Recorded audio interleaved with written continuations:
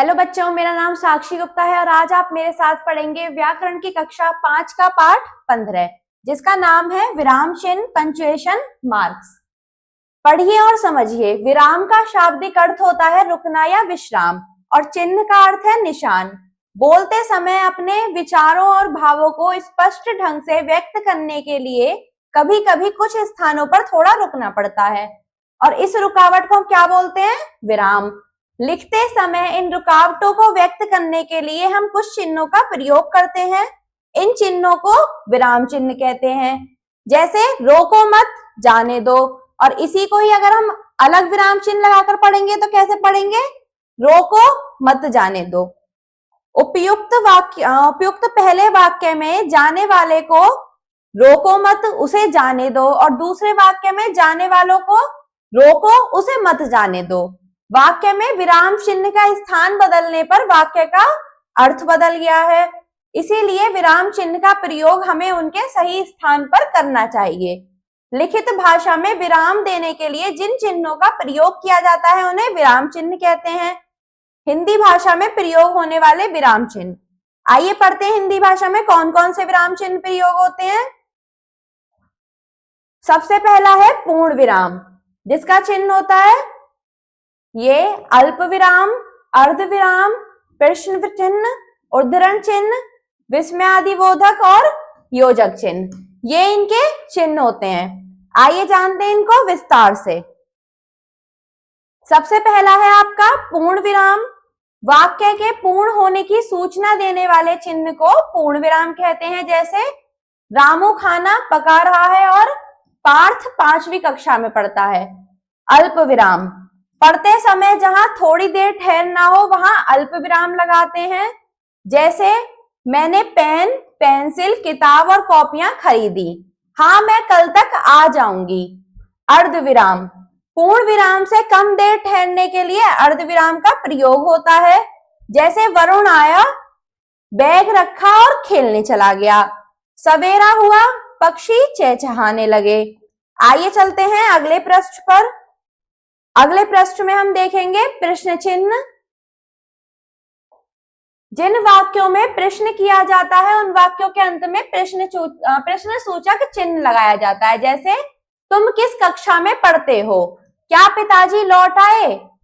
अगला है उद्धरण चिन्ह। इस विराम चिन्ह का प्रयोग निम्नलिखित दशाओं में होता है।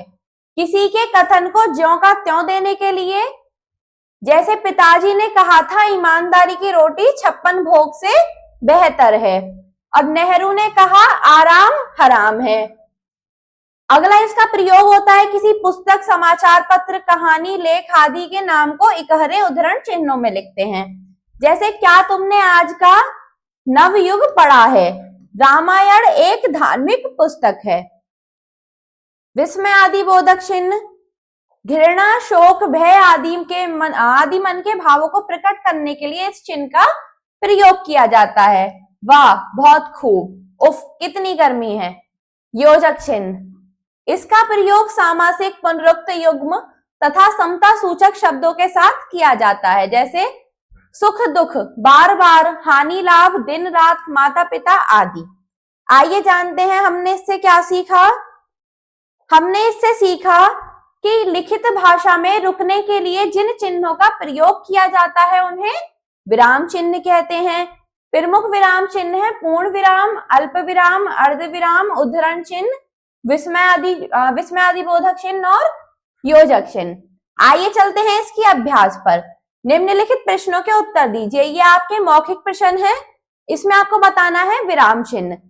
विराम चिन्ह किसे कहते हैं? इसमें आपका उत्तर आएगा कि लिखित भाषा में रुकने के लिए जिन चिन्हों का प्रयोग किया जाता है उन्हें विराम चिन्ह कहते हैं।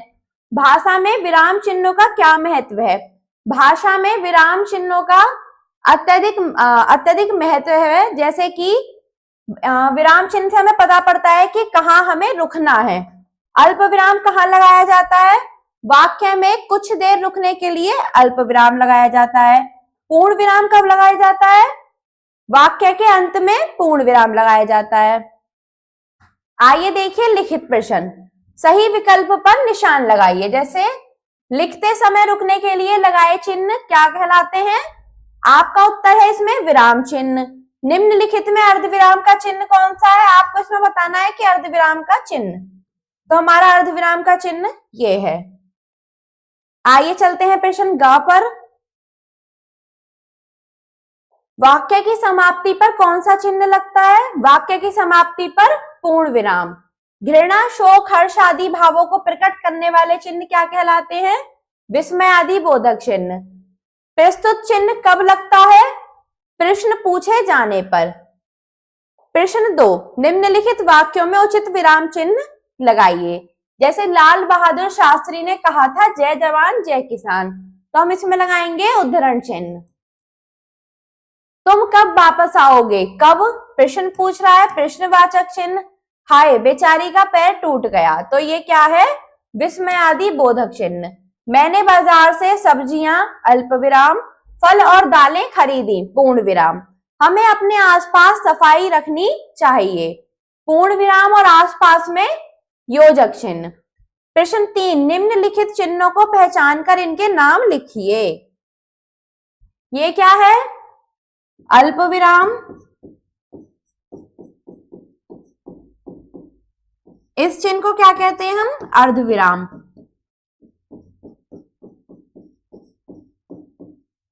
अगला चिन्ह है आपका उद्धरण चिन्ह।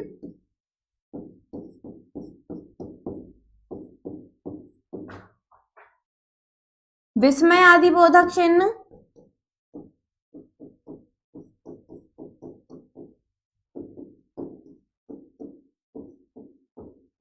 प्रश्नवाचक चिन्ह।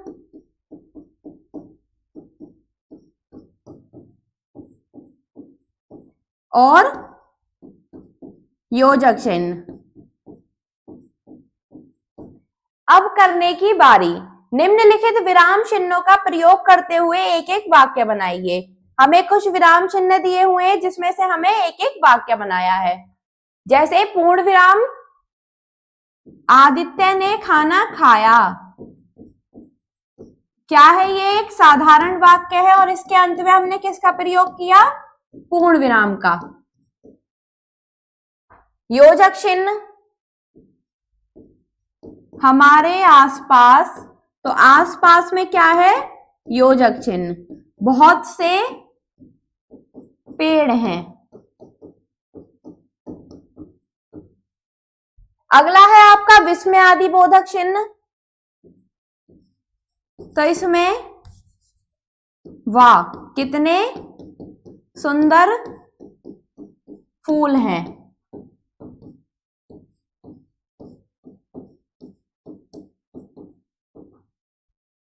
उद्धरण चिन्ह, नेहरू ने कहा आराम हराम है।